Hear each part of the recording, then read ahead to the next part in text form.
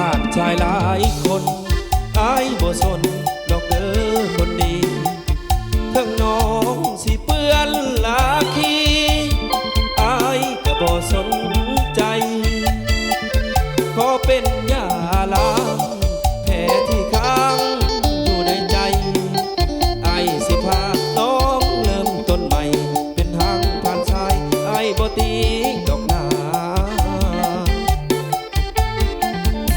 แม่ห้างหุ่นดีแต่งตัวเซ็กซี่